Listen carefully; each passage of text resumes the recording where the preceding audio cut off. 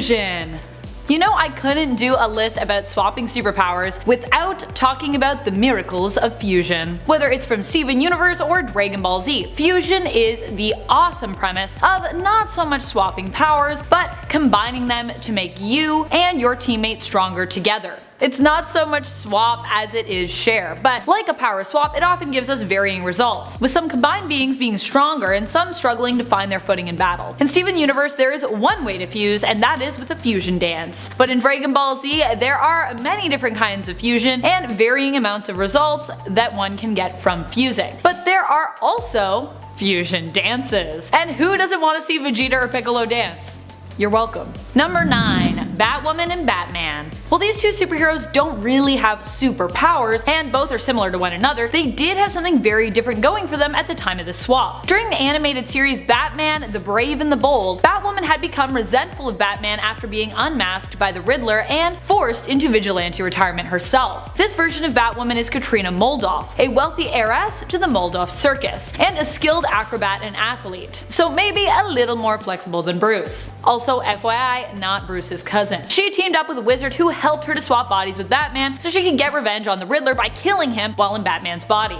Gasp. However, her plot was foiled and she ended up arrested, though Batman decided to forgive Katrina, assuring her he'd be there for her when she got out of prison. Swapping powers with Batman would be hard because I feel like his greatest power is actually just his brain, which is usually the thing you keep when you do a swap, your mind.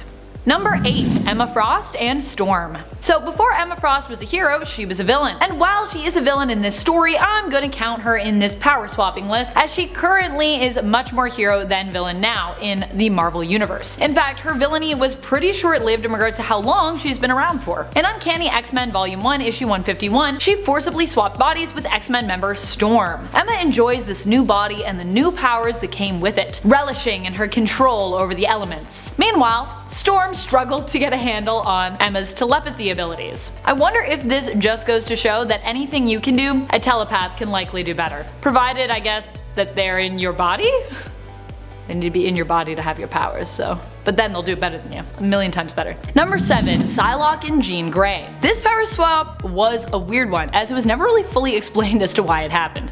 It just kinda happened. In truth, it was likely never revealed because the storyline it was a part of never got all the time it needed to unfold. Chris Claremont set up the X-Men where a lot of things had just happened and appeared to be going back to explain why and how, but did not get enough time to do so for Psylocke and Jean. So, all we knew now was that Jean was telepathic and Psylocke was telekinetic. Though over time the lines between these two different psychic abilities would blur to the point that Psylocke would eventually have both after her full potential was unlocked by an alternate Jean Grey. Originally it was like, you can only be telekinetic, or you can only be telepathic.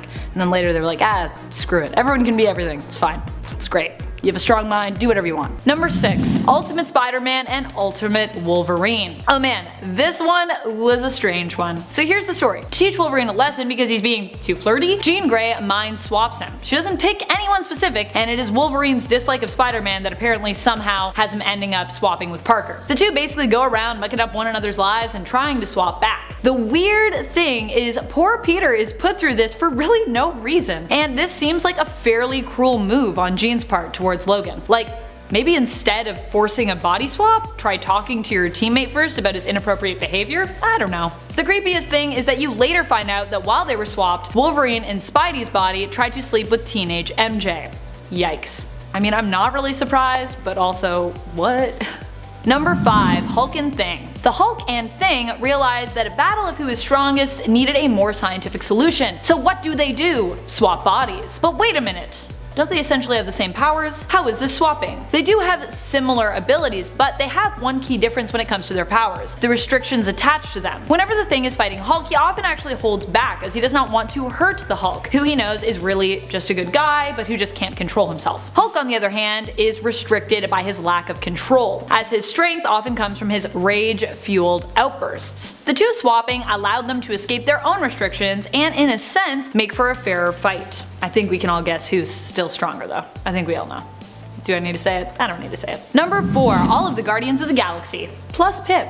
During the series Guardians of the Galaxy Mother Entropy, the team of Guardians end up swapping bodies when they are being tested by the Mother to see who is best suited to become a new mother that will give birth to a new type of universe. How ominous. One of the tests involves swapping everyone's bodies and dropping them into a bar fight. Pip the Troll and Drax end up swapped, Gamora and Rocket are swapped, so awkward I know, and Star-Lord and Groot also find themselves placed inside one another's bodies. The best is during the fight, everyone is so out of their element without any time to really get used to their new bodies and their powers that they all just kind of suck at fighting now. It's a riot. It's just a literal riot though. It's a riot.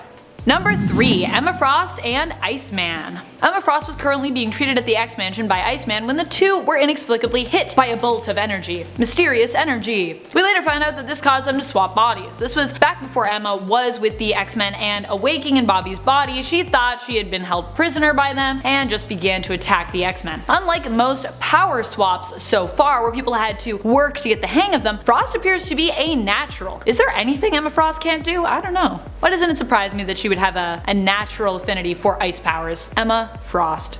Later, when everything was resolved, her prowess with Bobby's powers proved useful, as she was also able to help him gain more control over them himself, proving to us once again how great of a teacher she really is. This was kind of the beginning of her becoming good, so yay. Number 2. Blonde Phantom and SheHulk. SheHulk and Wheezy ended up swapping after SheHulk learned how to perform a mind swap from the Ovoids. They taught her by basically almost like a telekinetic brain surgery on her, which resulted in some psychedelic panels. Seriously, one of my favorite panels in comics is in there. It's great. She was looking to mind swap with Louise so she could inform the others on a spaceship sort of what was going on for her and her group. When her and the now reverted to middle-aged Blonde Phantom did swap, they ended up swapping builds and abilities, though their minds stayed in their own bodies. Jennifer actually had to convince Louise to swap back with her afterward, as Wheezy preferred to keep her She-Hulk strength and her tall muscular build. But she was dating She-Hulk's dad at the time, who told her he actually preferred her the way that she was, prompting the two ladies to swap back. He probably also didn't fancy being in a relationship with someone who kinda had the exact same shape as his daughter.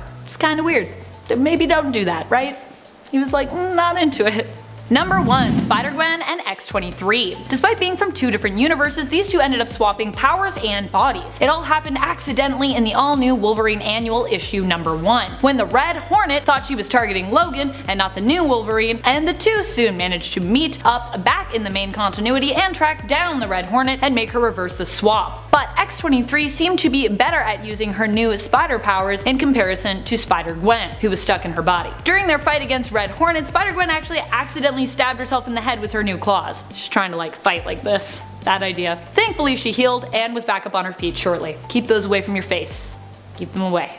Number 10. Lex Luthor and The Flash, Wally West. We're going to the DCAU for this number, with the Justice League Unlimited episode The Great Brain Robbery. In it, Lex Luthor ends up having his mind transplanted into the Scarlet Speedsters, Wally West as mentioned, and vice versa. His great disappointment in being The Flash is that despite lifting the mask to see just who is underneath, he has no idea who it is. The Flash actually wreaks far more havoc in Lex's body than the other way around, sabotaging their heist from the inside out. It takes both teams way more time than it should to figure out that things are off. Number 9. Emperor Joker. Emperor Joker presents the world with a story wherein the Joker gets the full scale of powers from the 5th dimension. Specifically, Mr. Mxyzptlk. Mr. Mixie, his name I can't say no matter how many times I hear it, but it's fine.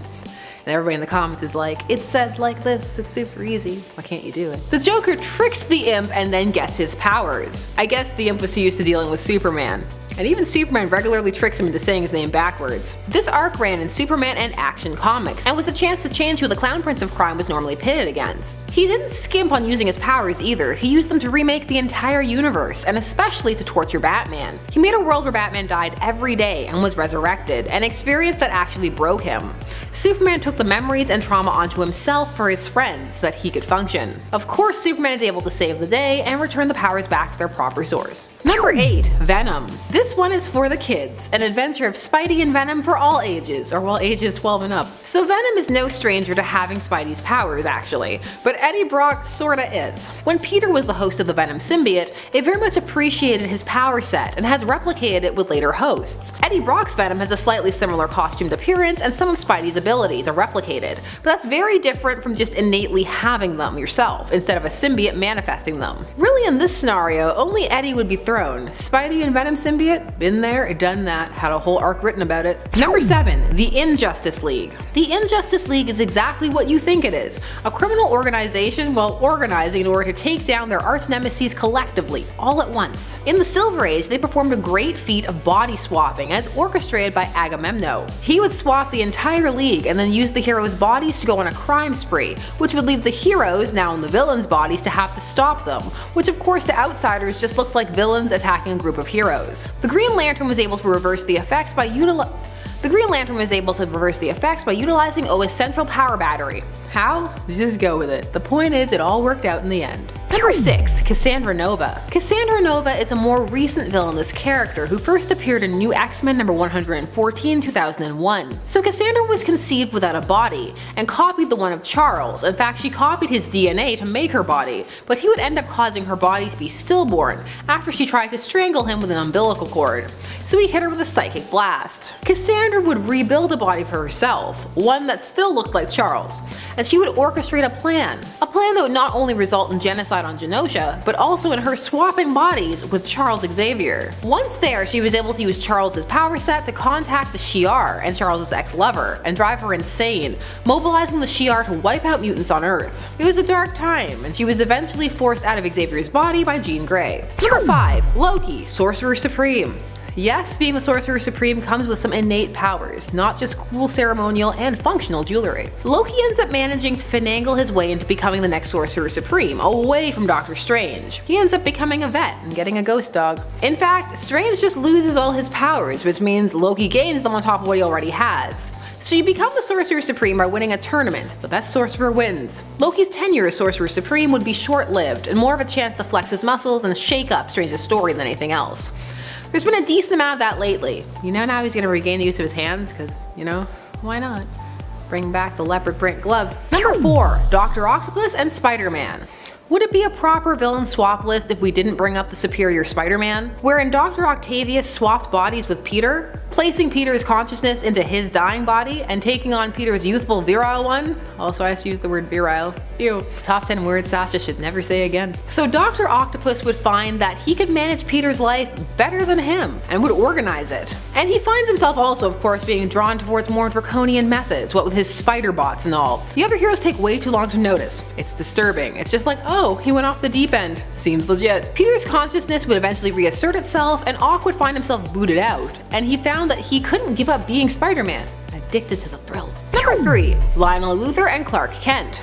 We're talking about Smallville. It finally happened. Lionel Luthor and Clark Kent would swap bodies, which will allow Lionel to learn the full extent of Clark's abilities. This occurred fittingly enough in the episode entitled Transference, which was the 6th episode of the 4th season. Lionel goes full creeper in Clark's body too, and uses it to take advantage of his crush on Clark's mom, asking for hugs and the like. He's also really here for the new young physique he has. This is all the body swap tropes. Plus, he had no powers, and now he's proto-Superman. He's living his best life. However, this swap was good for Lionel's body as well, actually. He comes back and a lot of his body is healed. Smallville, aka people learning and then forgetting who Clark is. The show. Quality content. 10 seasons worth. Number 2. Emma Frost and Storm. Emma Frost stole Storm's body, and it was as creepy as you would imagine, because this wasn't one of those accidental transferences. This occurred in the Uncanny X-Men number 152 of the original run. There have been multiple runs with this name. Well, it actually started a few issues before, but it comes to a head here. Also, Shaw still maintained his relationship with her while she was in Storm's body, which he was super into it being newbie, and she kind of had to be sold. Fun times. We also get the line, I think Aurora would make an exquisite white queen. Storm is able to escape, and the two have an epic showdown in each other's bodies. It takes to the skies, it's a whole thing. It led Storm to hate Emma quite pointedly for a number of years, which honestly, justified. 100% justified. And number 1, Doctor Doom and the Purple Man. Number 1 has to go to a case of a villain taking another villain's powers. It's just so nefarious. Is there no honor amongst thieves? No.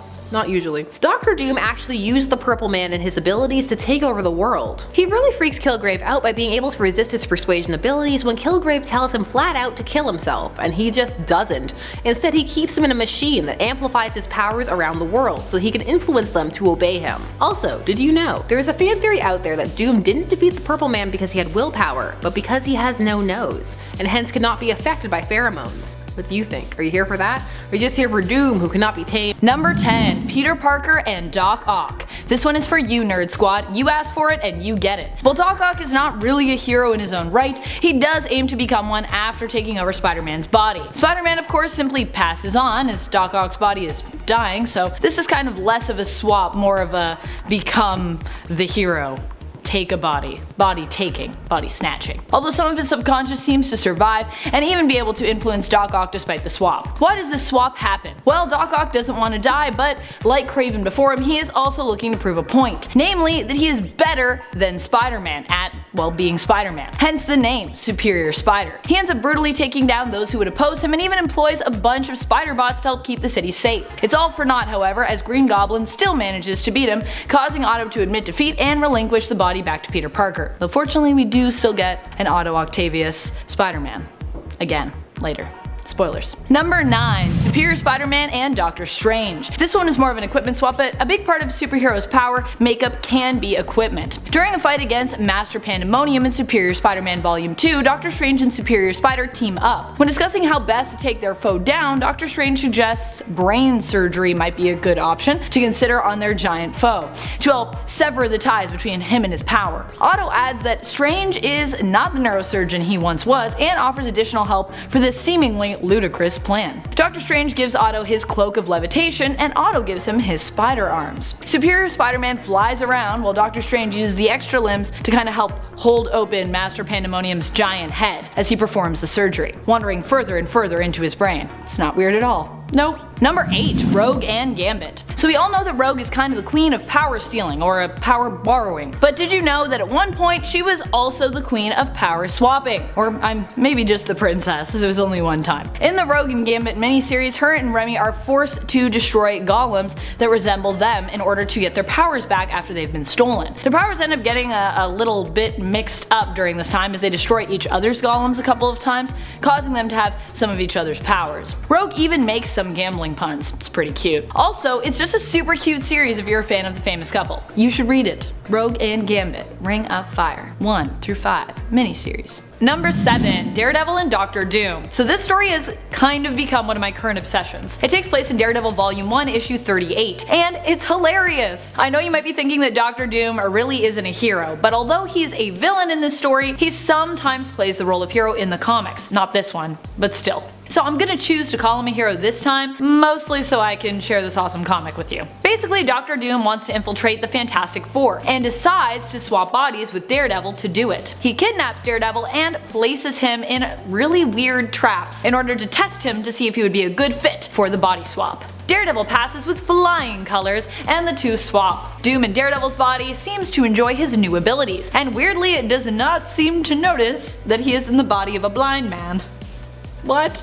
Daredevil in Doom's body manages to escape the prison he was originally trapped in because, you know, he looks and sounds just like Doom, so he can just be like, hey guards, let me out. And he threatens Doom by causing to harm Latveria by starting a war while in his body if Doom doesn't swap back. It's odd and fantastic and, well, you should really read it. Oh, and it's also written by Stan Lee. Of course. Only Stan Lee would come up with this crazy idea. I miss Stan Lee. Oh no, I made myself sad. Number 6. Spider-Man and Hulk. This wasn't a two-way swap, but it was a pretty cool one nonetheless. During a fight with Hulk, whom Peter basically ran into on an assignment, working to get photos of him, Spider-Man was zapped by a thingy. He actually calls it that in the comics, a thingy. This thingy ends up making Spider-Man feel super weird, and eventually after getting shouted at by his boss Jameson and his colleague Betty Leeds, Peter ends up getting mad and transforming into the Hulk. Turns out the thingy had given him a dose of the Hulk's bioenergy, which was the reason for his transformation. He eventually gets it back and ends up fixing his Hulk-like issues. But for at least one issue, we gotta enjoy the zaniness that was Spider-Hulk. Spider Smash! Number 5. Raven and Starfire. This is a really cute one that also involves some body swapping. In the early 2000s show Teen Titans, Starfire and Raven end up having their bodies swapped after the Puppet King tries to trap their souls inside puppets that resemble them. Fortunately, Raven is able to use her abilities to prevent this from happening. Unfortunately, this also results in Raven and Starfire accidentally having their bodies swapped. Initially, they're unable to use one another's abilities and are almost captured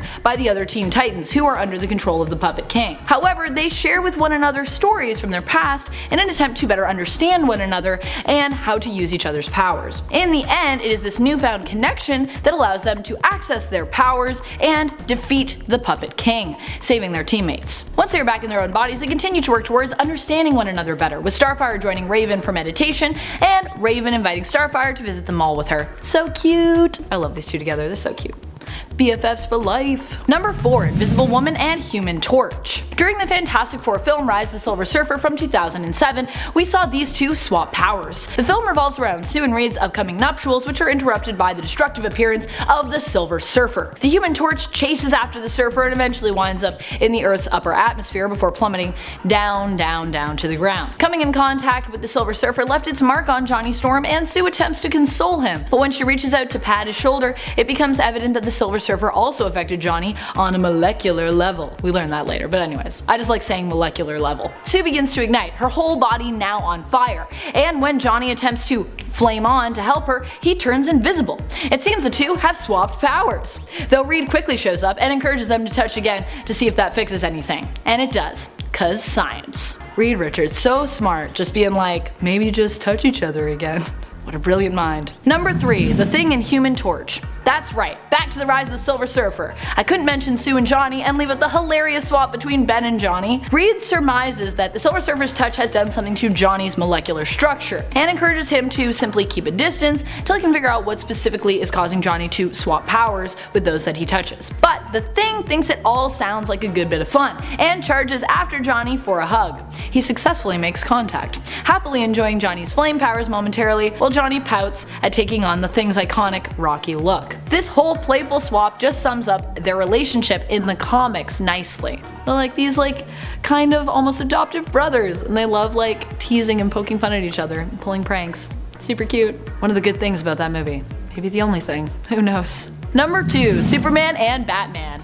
Sort of. As much as one can swap powers with Batman. I know y'all are gonna get mad at me. You're gonna be like, Batman doesn't have powers. He kind of has powers. He's Batman. Come on. He doesn't really have powers per se, as most of his powers come from his own sharp wits and years of training. In other words, they're all mental. But this little 4-parter story was too fun for me to leave it off of here, so here we go. After a run-in with Silver Banshee involving both Superman and Batman that left Bruce in pretty bad shape, Clark starts to lose his powers. First his X-ray vision, then his flying. Soon he is completely depowered. But where did all these powers go? It appears Batman now has them, though he isn't an expert at using them yet. He and Clark actually have a cute training montage, which is interrupted by Zatanna coming in to join them as she shares what she heard about Silver Banshee in an attempt to help get Clark his powers back. Oh my goodness. Also, superpowered Super Bat, as we call him, is just crazy. Oh my goodness. You would not want to run into him. Scary. Number 1. Power Pack. This group of siblings got their powers from a magical horse. Well, I mean, he wasn't a magical horse, but he certainly looked like a horse. Alfire Whitemane was in reality a Chimelian who crash landed close to their home. Alex, Julia, Jack, and Katie Power went to investigate and found the alien. He told them he had been shot down by an alien race known as the Snarks. He ended up imbuing the children with his powers, which they then split between them. During times of great duress or stress, they could actually swap their powers, though they often didn't have much control over exactly how they would get swapped around. They would also often change up their code names as a result of their power swapping.